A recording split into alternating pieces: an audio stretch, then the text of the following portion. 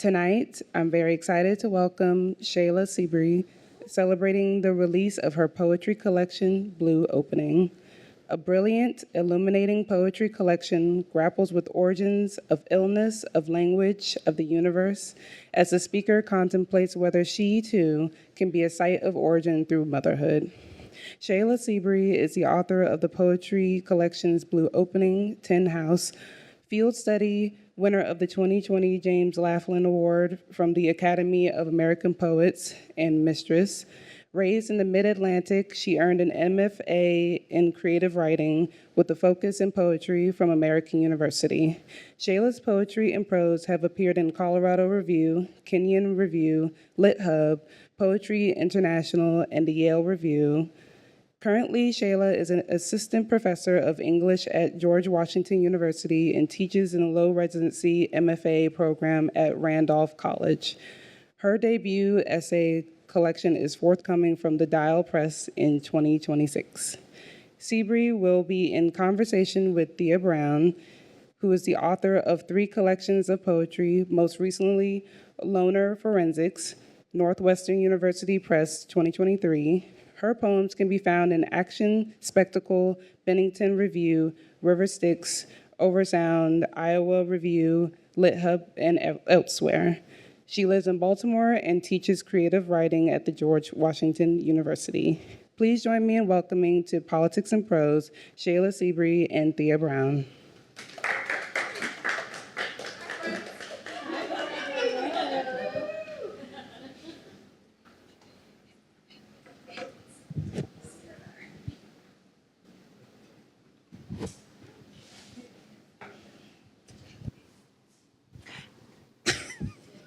It's hilarious because I just it feels like we're all sitting in the living room and it's just like, hey, I don't know why Thea and I have microphones. Thank you. It is a little fancier this way, right? I like it. It's a fancy microphone. Thank you all for being here. I'm so happy to be in conversation here with Chet'la celebrating the publication of her brand new book, Blue Opening, which is beautiful. Just came out today, right? Today's the pub date? Did. Yeah. Fantastic. Thanks, friends. Wonderful. It is a beautiful book. It has a beautiful cover. Don't mind the sticky note here to myself. Because it just came out today, well, how do you feel, first of all? Happy Pub Day. Thank you. I feel tired. Fair. I was explaining to Thea that I've been doing perhaps maybe too many things, so feeling tired, but happy to be here. Happy it feels like I think that there might be a way where someone would be like, oh, people didn't come, and I'm like, oh my God, thank God, it's just people I know. So this is great for me. Thank you all for coming. But no, I'm feeling good. Excellent. Yeah, I like a cozy crowd. It's raining out here. Thank you all again for being here. We can make this like a conversation among us. I like the idea that this is a nice living room in this beautiful space. And thank you to Politics and Prose for having us so we can celebrate Chet'la's brand new book. So because today is the pub date for the book, which means it just came out today, we're going to go ahead and assume that most people haven't had a chance to read this beautiful book just yet, but you all will as soon as you get the book after the event and get Chet'la to sign it, of course. So I was hoping, Chet'la, you could start us off by giving us, a rough overview, your elevator pitch for the book. After that, we'll let Chet'la read some poems for us, and we'll go from there. I feel like an elevator for a pitch for a book is so hard to come up with, and then it's stuck with you forever once you finally have it. So this book is about origins of the universe, of illness, of language, and of human life. And really the ultimate question is whether or not the author, or the speaker of the poems wants to be the site of origin through motherhood. So it's looking at illness, chronic pain, the night sky. Yeah, I think that's the general gist of it. And I guess I'll read a couple of poems. I am going to be honest. In the back just a moment ago, I was like, Thea, I don't know what I'm reading. And I still don't. So we're just going to play a game of roulette. I love it. And I do like starting with this poem because it's funny. And I've got to be honest, a lot of these poems are not funny. And so enjoy this one. It'll get sad from here probably. So thanks for being here on this rainy Tuesday. Navel gazing. It's intimate. That's my best friend who just made that audible sound. Navel gazing. It's intimate to thumb a stranger's belly button, and over familiarity I find titillating. In bed, I finger its ridges, its moles and follicles.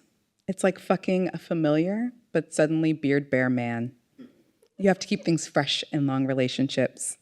That's why people have children, new wrinkles in their thigh fat folds. Meanwhile, I have not outgrown the body language of a toddler. Love a bodysuit snapped tight to my labia. Responsibility makes me anxious, so I don't know why I think I would be good at parenthood, but I love irreparable change, like a broken bone improperly set, like this Frankenstein-stitched navel suspended in my midsection. Thank you.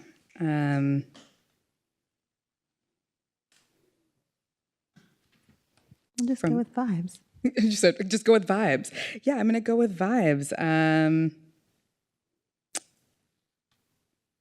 next poem I read is called Hiraeth, which is like a Welsh word for a longing to return to a home to which you cannot return.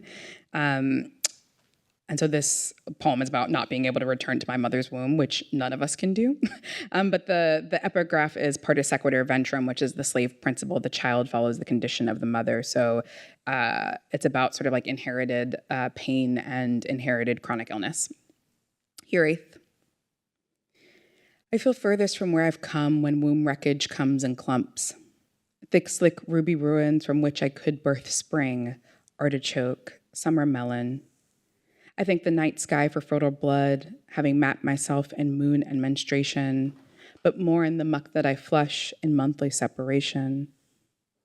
Many in my family have been plagued by menorrhagia in early middle age, fibrinous weeds causing their bodies to bleed streams, flooding lands no longer suitable for plants. This, our history, our modern matrilineal legacy. And then there was me at 33, a still arable plot I was afraid to not plant and till. Thanks, friends.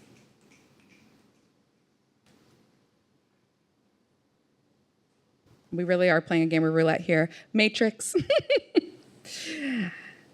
A rectangular array used to represent a mathematical property, a mold from which other forms are born. See also source, origin, an environment in which something develops, that which is enclosed, the closest most of us will come to modern miracle.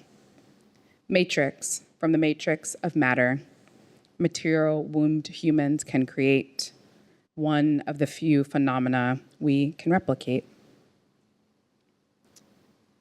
Baby talk. I am pregnant with grief. It's bloated, black, a matted thatch, by which I mean I fear the carriage of it, bundle of writhing decomposition I meant to keep hidden, by which I mean I fear its miscarriage, public displays of rotten decay.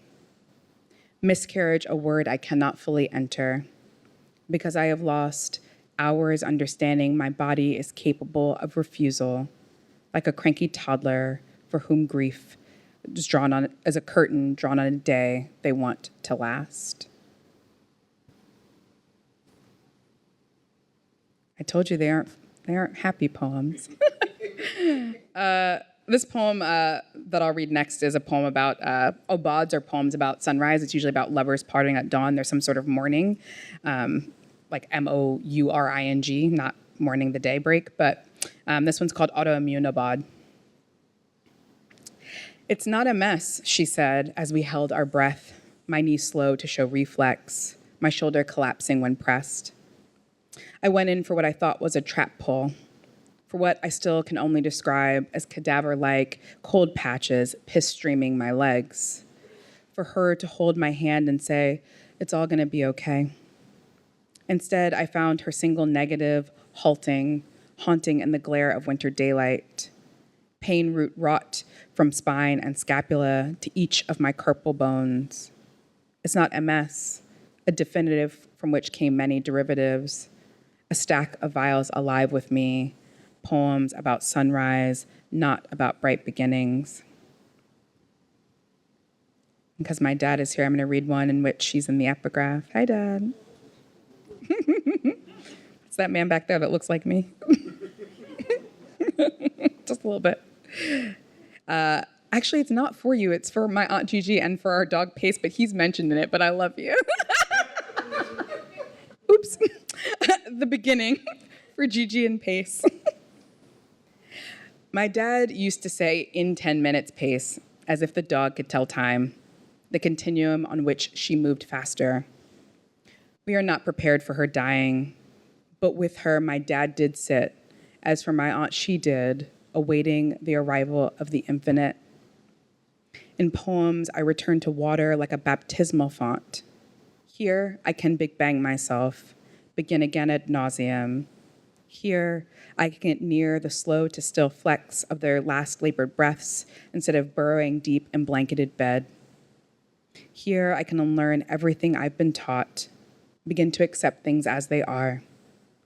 I may never know where their spirits went, how the universe began, but here I can love water like a volta, physicist-grade origami folds in which I can hide myself.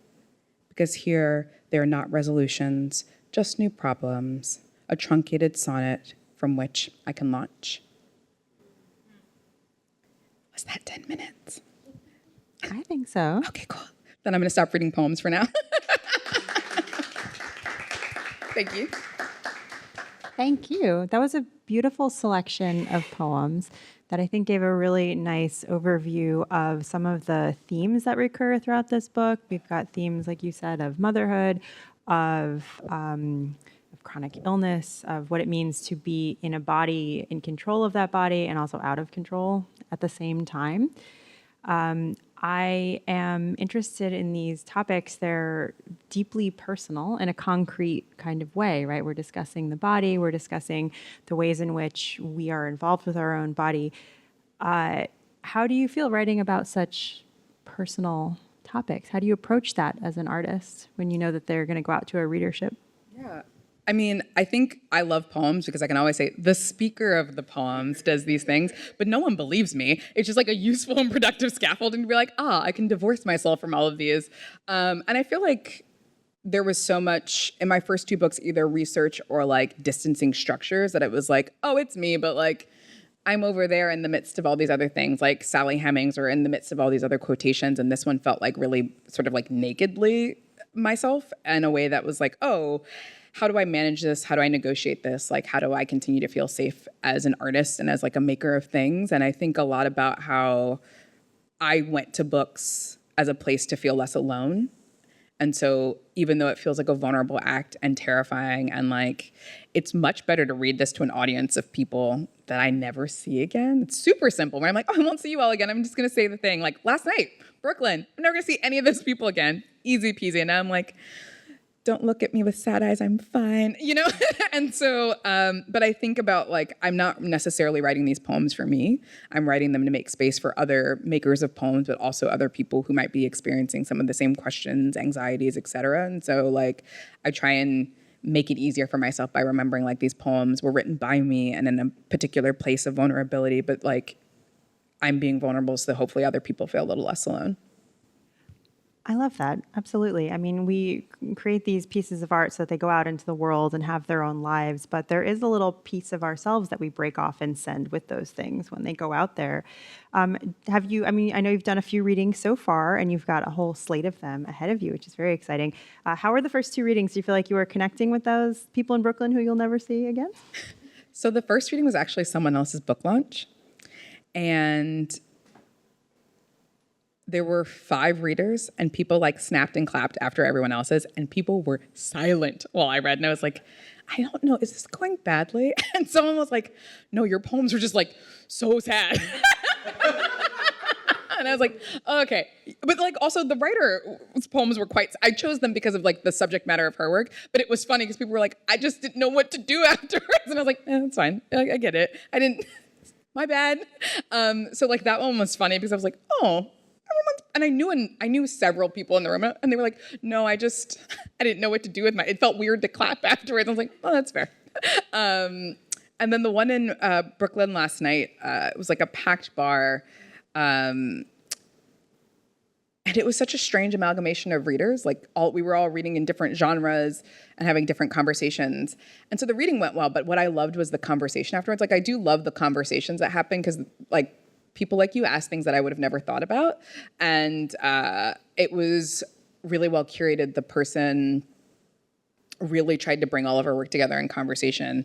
Now, unfortunately, there was one woman on the panel who I don't know if she was drunk or tired, but like was doing a real bad job. And at the end, she was like, "I'm really tired. I don't have anything to contribute," and just passed the mic back. And I was like, "What are you doing?" So it's been interesting so far. That's always the risk because we can't control how people are going to react in the moment. And we love stunning an audience into silence with our work. It's very beautiful. Speaking of this idea of sort of collapsing that distance between ourselves as individuals and the speaker on a page, I love that distance between me and the speaker. And different writers sort of construct that distance differently. For some people, the person who's speaking on the page, if there is a speaker, is not at all the author themselves. Here in this book, especially as a continuation of the work that you've done in your first two beautiful collections of poetry, which I have here. If you don't have them, we have Mistress and Field Study.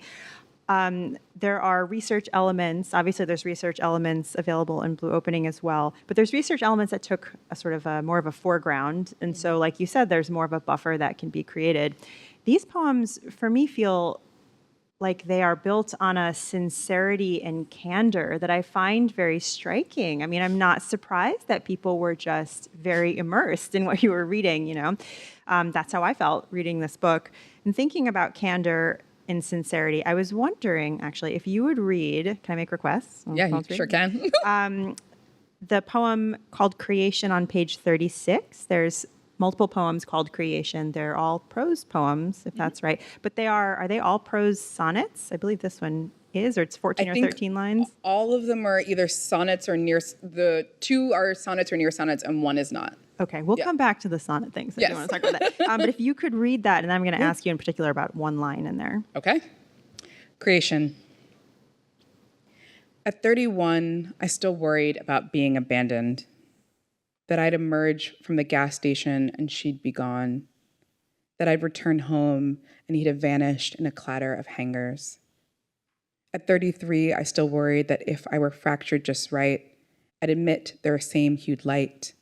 Let legalese hinder my retreat, using a knife for something other than making neat the disorderliness of once living things. At 36, I still talk about love like a victim. I say victim as if it were in the distance. It's the clinical way I used to talk about the weighted portions I ate, 2 ounces of celery, 6 ounces of grapes. I wonder if, at 39, I'll pivot to the candor of prose as opposed to the easy evasion of poems, where I swear I'll never leave you roadside in Virginia, fail to yield to your infant squirms, while I'll never show you all the roads down which I refuse to turn. Thank you. It's a beautiful poem. We've got a poem that covers an arc in the speaker's life. We start off at 31 by the turn in the poem, or where the turn would appear in a traditional sonnet, which is right around the same line number here. It's a 15-line poem, so we're close to sonnet. Close, near sonnet. Yeah, we're gesturing towards sonnets.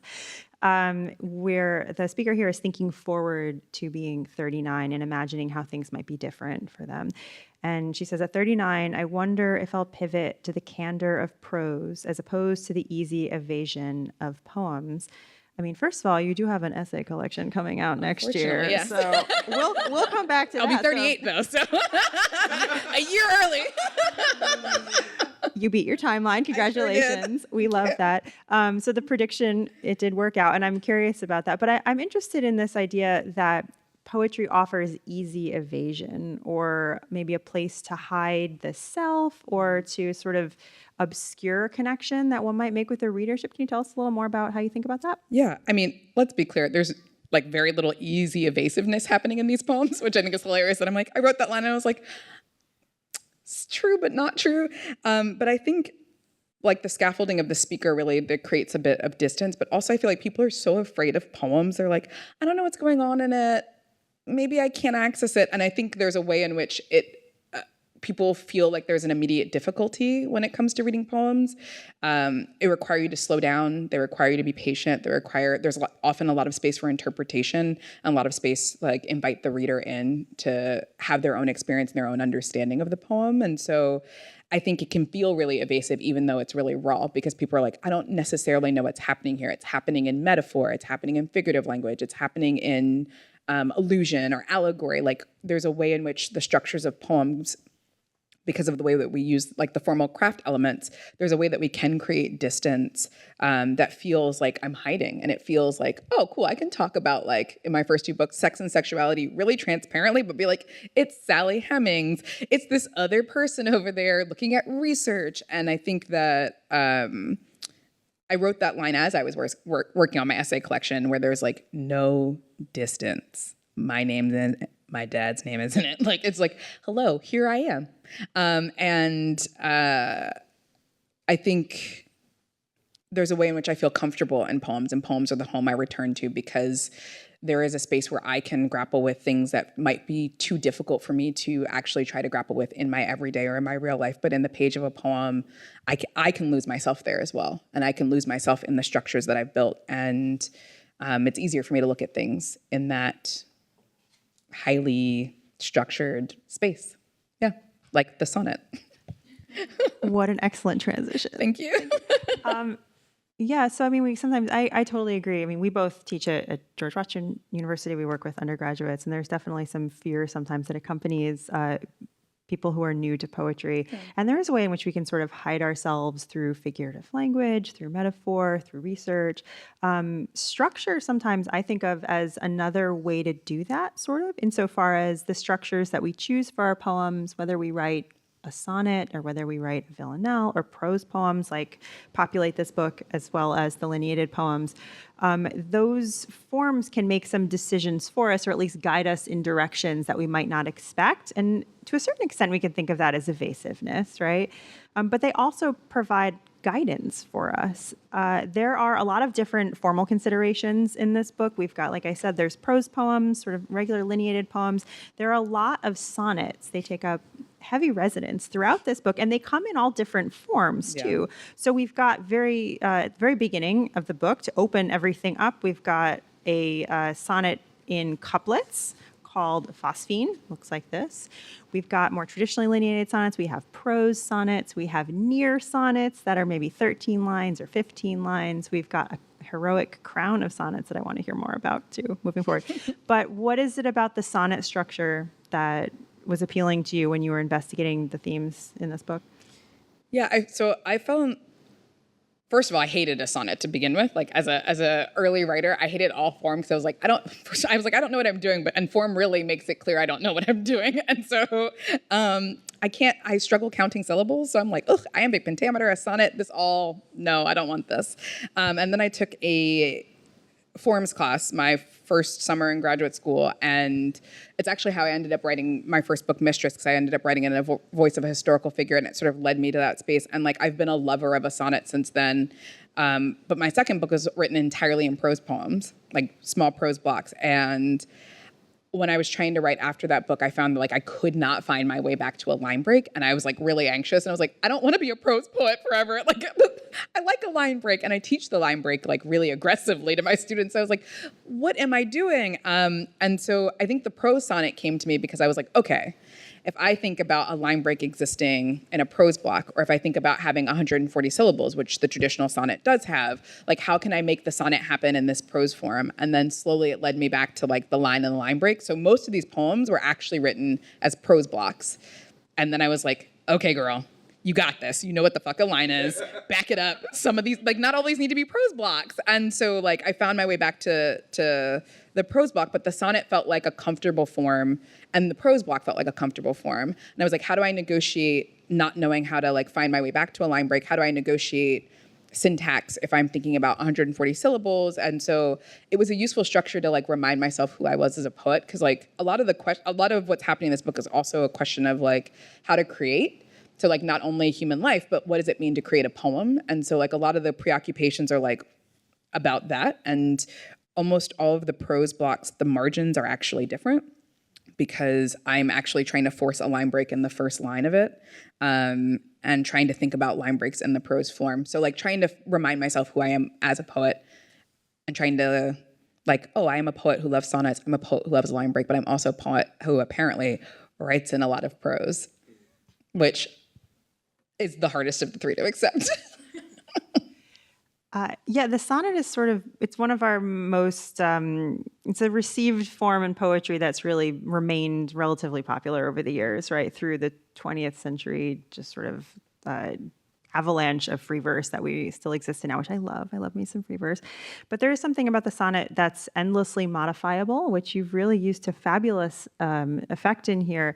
The prose sonnets, this is example of a couple too from the heroic crown of sonnets that we've got here, but they're also prose sonnets as well, each 140 syllables. Except the last one. Except the last one. Yeah.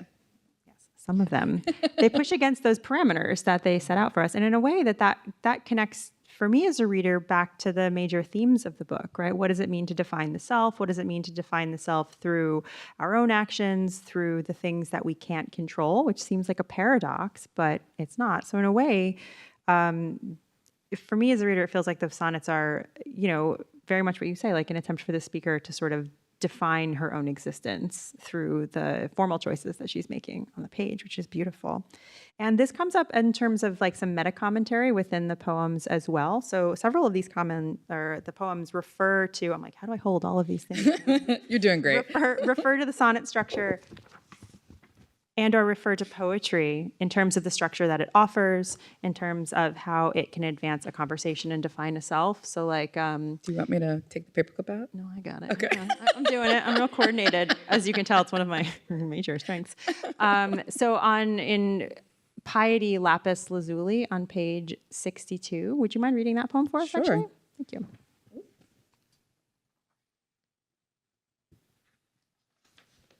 Just making requests left and right. It's great. On Piety, Lapis Lazuli. I finger gold-flecked globes of cobalt and cerulean, beads strung on elastic blued with time, each mottled with white and brassy pyrite, each tumbled with grit rubbed bright. Each holds honor and wisdom, boosts the immune system, can cause a quiet calm in the tides of inflammation. These are the truths I choose to live with, rather than those that feel haint elusive, ones I can roll around in my palm and hear in the click of colliding balls. We are all just looking for some semblance of control. The denials of a day-weary toddler, the organization of seeds into rows, these words into poems, but the body will spill into night, burdening the kid's frame. Wind will combine topsoil, scattering angiosperm seed. And I will still be a human, unsure of the shape this language should take, and hulling from blue rock faith. I love the idea that even when we're engaging a kind of faith or engaging in like putting ourselves out there in a way that maybe we ourselves don't even fully believe, that we're still looking for a mechanism of control, and that words can do that for us, right? And language, and then sonnets in particular. The very next poem on page 63 on epistemology has the beautiful line, "Structure renders my world a mild triple cream brie." Delicious. Thick milk coat against the elements of life and death, and in-betweenness like sonnets. Were you thinking about, I'm hitting the sonnet thing really hard, I realize. I love it. I love a sonnet, so I'm here for it. I know it's kind of like a wonky conversation, but hey, we're poets up here, so we're talking about. We're doing great. Sonnets are one thing, and I completely agree. Especially as a young writer, I was resistant to received forms. They're tricky. They sort of force your language around in directions that we don't anticipate, which is what makes them fully exploratory, right? Which can open up new avenues. Did you know ahead of time that you wanted to write a heroic crown of sonnets? A heroic crown, by the way, is a series of 13?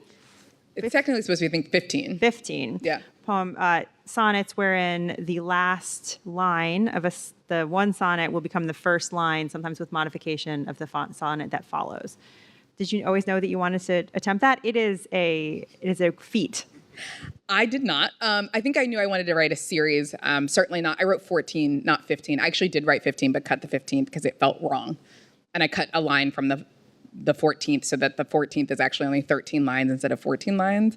But yeah, I think I knew I wanted to write a sonnet sequence, and I thought like, oh, a heroic crown structure where like the bottom of one poem starts the top of the next. That sounds cool. But I thought I would write like 5 or 6 instead of 14. But I think it was because I knew I wanted to use that structure generally because I knew that there was too much that I wanted to say. Like the sonnet crown is a direct address to a future baby. It mentions the Bible in every single of the sonnets, and it mentions a woman in my matrilineal line. And I really wanted to grapple with why I was so afraid to become a mom and what that had to do with intergenerational matrilineal trauma. And I was like, and the Bible. And I was like, that's a lot of things. How do I wrangle all those things? And so I gave myself the sonnet form. I was like, cool, if you only got 14 lines, you can say a thing in 14 lines and then move on and like don't have to meditate on it. And so like the form felt useful as a way, like as a container for what felt like having too much to say. And then it became quickly clear that I couldn't achieve anything in 5. So I was like, go big or go home, go for the full crown. And it's one of the last thing I wrote one of the last things I wrote for this book. I think there's 1 or 2 poems that were written later, like an end. The last poem was written later. But this book wasn't written sort of all at once. Like it was written over 10 years, and these poems like belonged to other books or were like written without thinking about a book project. And I suddenly realized that they were all about origins, and I was like, oh, what am I really asking here? And then I realized like, oh, you're asking like, do I want to be a mom? And I was like, I don't want to write this book.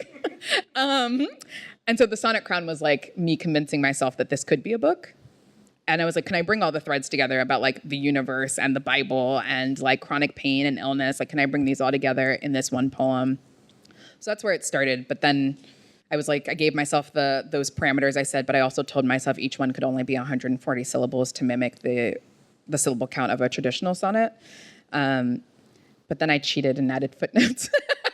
Because I was like, I can't say all the things in this small space. So most of them have footnotes as well. That are to be read alongside, like in line with the poem. So yeah.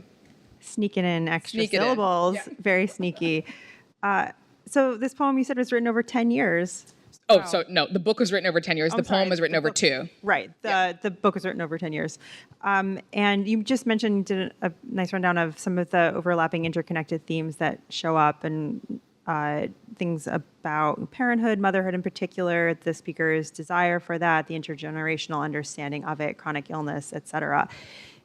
It's sort of a hell of a time to be publishing a book that's all about fertility, reproduction, intergenerational trauma, chronic illness. It sounds like you've been thinking about these themes. I mean, they appear in some form or another in your first 2 books as well. They're more sort of fully exploded out in this new collection. How does it feel having this book come out into the world in the current cultural moment? Let me say that, especially in the last 6 months or so, or I guess 9 months, really. Yeah. I mean, I think there's a way in which I'm always asking myself, like, what am I doing and do poems matter?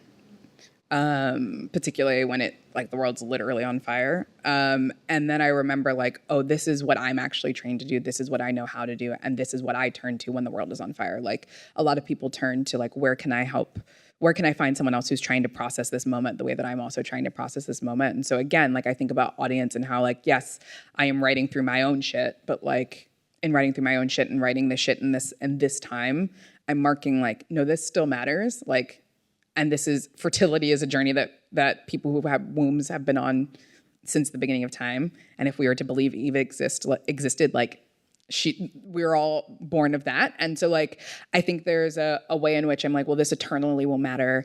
And I refuse to allow the systems of oppression to tell me it doesn't. Like, I think I'll never forget that one of my mentors, Shara McCallum, one of her mentors told her like, oh, don't write about children or like your body because like no one cares about women's bodies. And I was like, what the fuck? And then she was like, and then like, I watched my contemporaries and peers like get things that like, and I kept writing about the body and people were like, well, I mean like anyone can write about the body. And I was like, what? And so I think for me, there was actually a lot of anxiety about writing this book because it's so different from my first 2, which are rooted in research and Black womanhood really explicitly. And I would argue this book is also about Black womanhood. And so I think that it might be subtler in a way that field study and mistress aren't. And those feel like maybe the books that feel more important in these times in terms of their conversations. But like, I think this is a conversation that often gets pushed away. And like, I live with invisible disabilities and chronic pain. And oftentimes like I'm performing fineness for the comfort of other people. And we are living in a world where the president of the United States makes fun of people with visible disabilities and doesn't acknowledge other things. And so I think it is important to continue to write these things, even though like, yeah, I do wish I was enacting a little bit more fundamental change. But I know that like in creating space for other people to live in their truths, that is a way of enacting change. So. Absolutely. That's why we make art, right? Absolutely. In the first place. Yeah. I'm going to ask maybe another question or two, and then we'll open it up to the audience if y'all have questions, since it seems like several of you know Chet'la. I'm sure there are great Careful with your questions. It is being recorded, so I'm like, I'm not answering that. You can ask Chet'la whatever you want. Says Thea. Says me. I have no authority here. Let's see.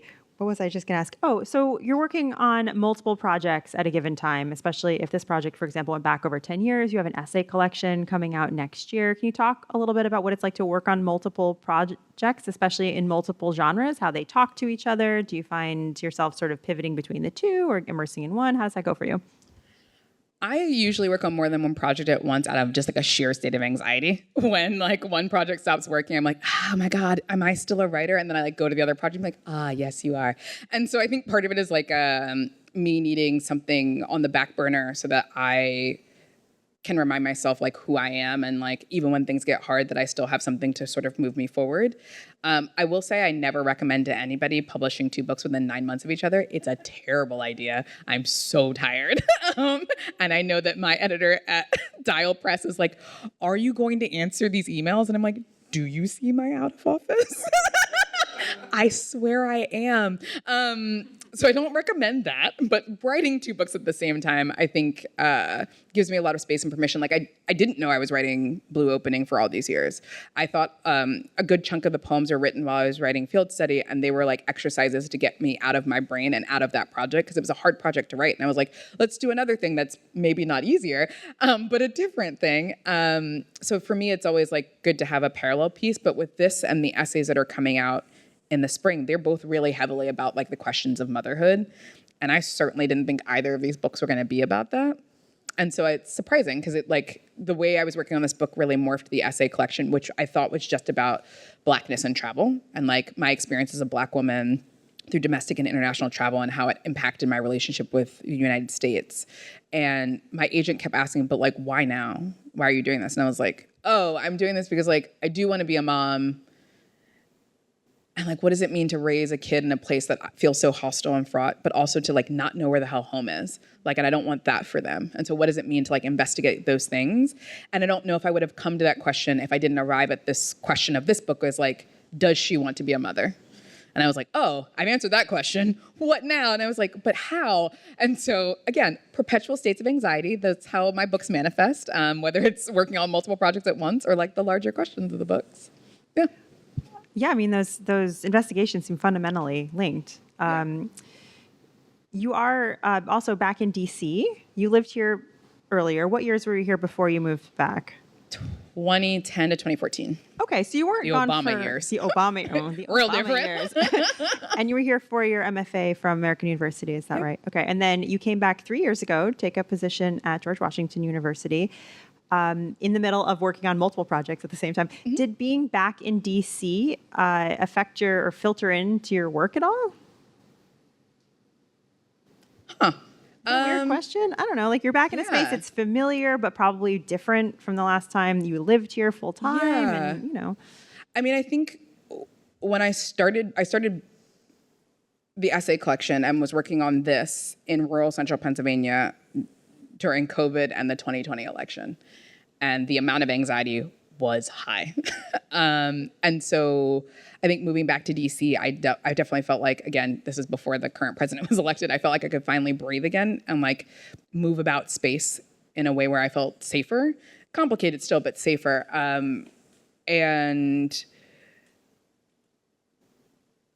But like the end of the essay collection, the end of this were written knowing that Trump was going to be elected. And so like returning to an anxiety, but like in a different landscape, and a landscape that is filled with a lot of liberals and then a lot of conservatives flooding the city, and like what's happening now with the National Guard. And so like, I think it's affected my writing in so much as like, I recognize I'm more myself here than I was in Pennsylvania. I felt like I would have never worn this outfit in rural central Pennsylvania, not because they wouldn't think it was cute, because it is, but mostly because I stood out too much. As a Black woman, I stood out already. And so like, I think I was puzzling myself to make myself small and to make myself feel safe. And I felt like I could finally step into my body being back in DC. Also, it's hot as shit here in the summers. And so I spent all last summer in my apartment writing the essay collection and doing the edits for this book. And so I was like, it's too hot to be outside. And so I think it also made me a real focused writer in the summers, because I don't like to be hot. So productive summers. We love that humidity for keeping us indoors. Yes, not much cooler up in Baltimore where I live. So Fair enough. Get some stuff done. Thank you so much. Do we have any questions from the audience? I'm happy to share my microphone here.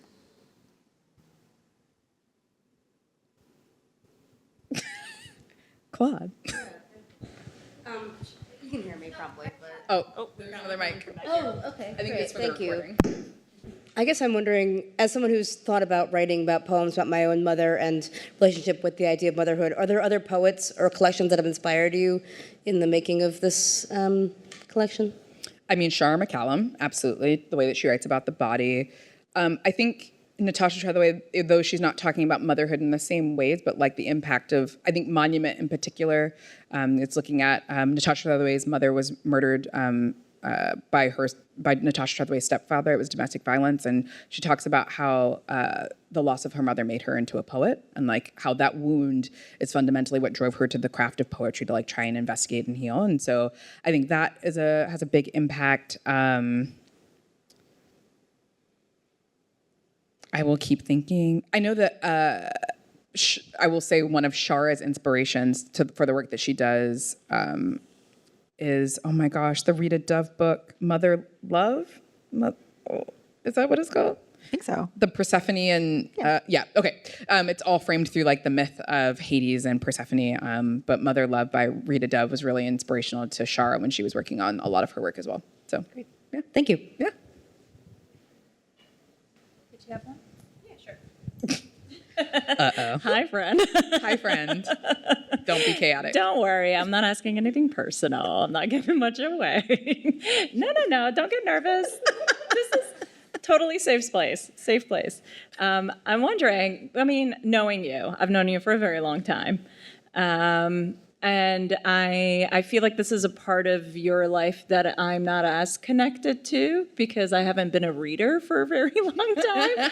English is not my first language, and it scares the crap out of me. You don't have to apologize. It's okay. You can be a Even though non-reader. you don't hear an accent, this is a recent thing for me.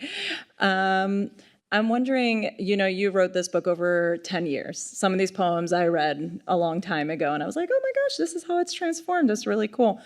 But what is your process with the order in which you put these?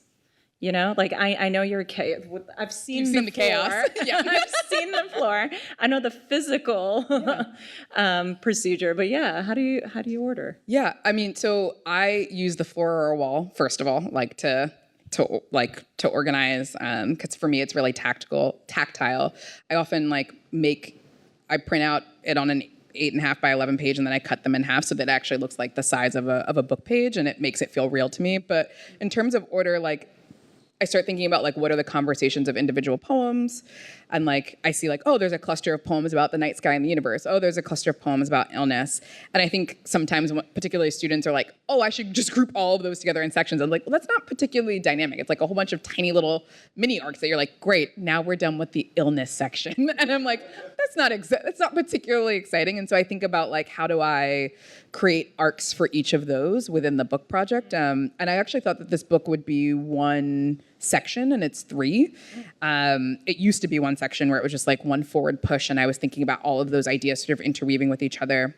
And I'm really grateful to my editor, Elisa, who this book was a little bit smaller, and a lot of editors were sort of like, this book is too tiny to publish. And I was like, I know it's small, but if I can't look at it alone anymore. I need an editor, and like, I don't know what else it needs. And I don't trust myself to like interject maybe this other thread. And I was like, but if you can tell me, I'll work on it. And Elisa was like, I will publish this book as is, but like, I'd love if you pulled on this thread a little bit. And it was the thread I'd taken out that I wasn't sure about. And I was like, great. And so the poems that start each section, which are like, they are etymology poems or definition poems that one's not a good example to show because that one's so tiny. They look at the etymology and they're like definitions, and they give an example at the bottom, and those weren't in the book before. Those were ones that I'd written a long time ago and for a completely different book, and I think the title of it was like Trinity or something like that. And they're called Root Logic now, and I added those in, and once I added those in, it very clearly to me was like, oh, these are 3 sections, and like then I asked myself, what is the preoccupation of each of the sections, and like the first one is like, the last line of that is, after birth, home becomes Hiraeth, becomes hollow holler of Genesis. And so like, what does it mean to become a hollow holler of Genesis? And the second one's question ends with, will I be a mom? And that's the preoccupation of that section. And the third one ends with like, the language, womb of cognition, breast of memory. And so like, what does it mean to live in like the cognitive and the memory, but also in the body? And like, that's where you get the long sonnet crown. And so like, I usually have like a series of poems, or like in this book, there are a couple series of poems. The creation poems, there's one in each section. There's a root logic poem in each section. And then it was like, which poems need to touch those? Like, where do they, like, which poems like create echoes and resonances? So it's just like one big like woven thing that I do spread out on my floor. But yeah. Yeah, I feel like this one was woven exceptionally well. Thank you. Like as I was reading, I'm like, oh my God, she calling. Ah! See, Throwing it's stuff. so good. I'm throwing my phone around. I was just very, very proud and very impressed. Thank you, friend.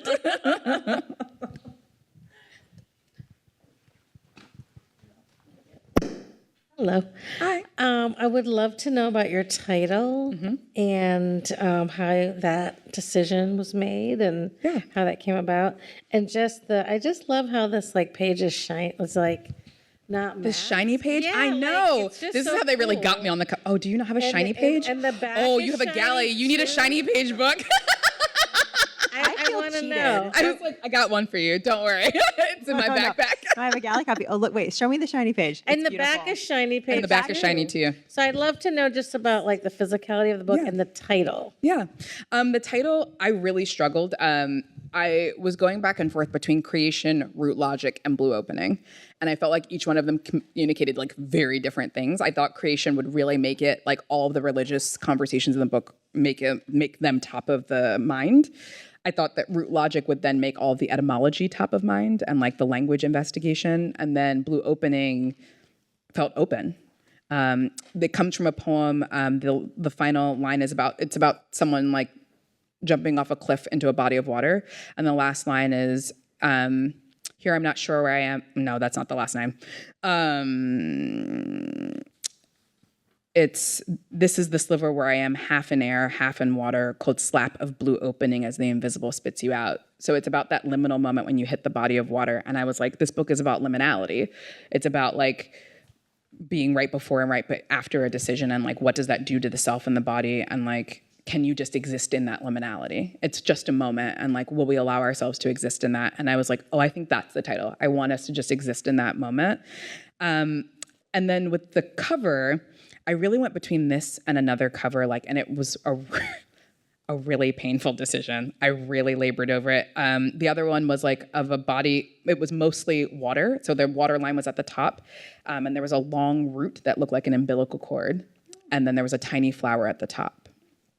And I thought it was absolutely stunning. And I felt like if I'd swapped the first 2 poems, the first poem is Phosphine, which talks about portals in the night sky. And the second poem is Hiraeth, the one that I read for you all about gardens. And I was like, if I swap the 2, that feels like the right image. But I looked at that cover and it made me sad because it took me a long time to get here, but it arced towards something growing. And I wasn't convinced that's where the book, and I was like, it made me sad because I was like, what if that's not true? What if we're just in the nebulous space and we don't know what it's going to arc to? I mean, that image is still burned in my mind and I still see it out in the world sometimes. I'm like, is the universe telling me I made the wrong choice, but I don't think I did because this makes me feel happy, and I didn't want to be sad every time I looked at my book. And the way they really convinced me was this. They were like, what if there's actually, you know what? That's not true. So they were going to do the other cover with the root and have the bleed over be this so that I could have both. And it didn't feel right. And I was like, no, this is the cover, this is the bleed over, but like this got me. And I was like, this is sexy, I love this. And so, yeah, that's how the like physical object came to be. Thank you. So, Hey, Dad. hey, Shay. So my question is, what is your biggest fear of being a mother, right? What? I know, Dad right? for the win. I know, right? Okay. And then, what is your favorite poem in the book? And Easier would you read question. it to us? What? Is it better one? What's you have 3? No. Just I said, those two. and read your favorite poem. That's all. Okay. Okay. That first question. Wow. My greatest fear is that I'll be bad at it or that I'll hate it. That I want it badly, I'll be horrible at it, or I'll look at that kid and be like, you're awful. I can't sleep. There's no time for my writing. So like those are my legitimate fears, is that I will have committed so much time and energy to doing a thing that I'm like, I'm not about this, which is much like how I felt about poems at some junctures where I was like, I want to quit this shit and you can't quit a baby. And so I think that's, but I think that's very human. And so thank you for nodding, even if it's not true. I appreciate y'all. Max is like, no, yeah. What have I done? And my favorite poem,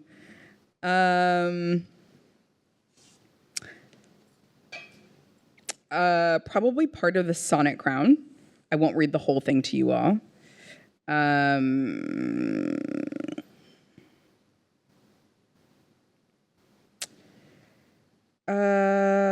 Trying to choose.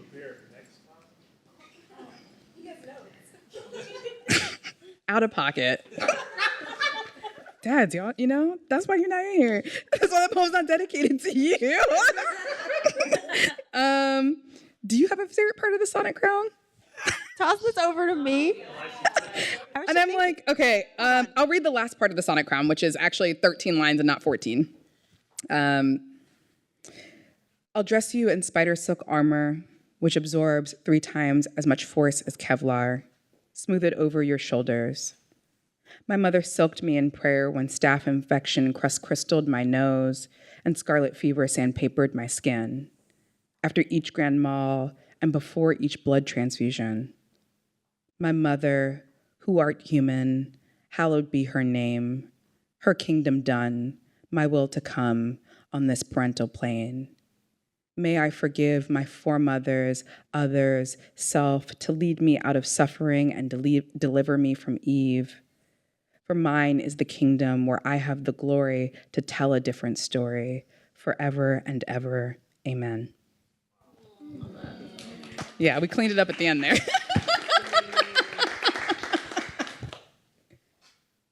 I mean, that feels like a beautiful place to close, but I don't want to cut anyone off. I feel like let's close it out there. Should we close it up there? Okay, can we Thanks for coming. Yes, and can we give Shayla another giant round of applause? Huge Thanks, congratulations. friends.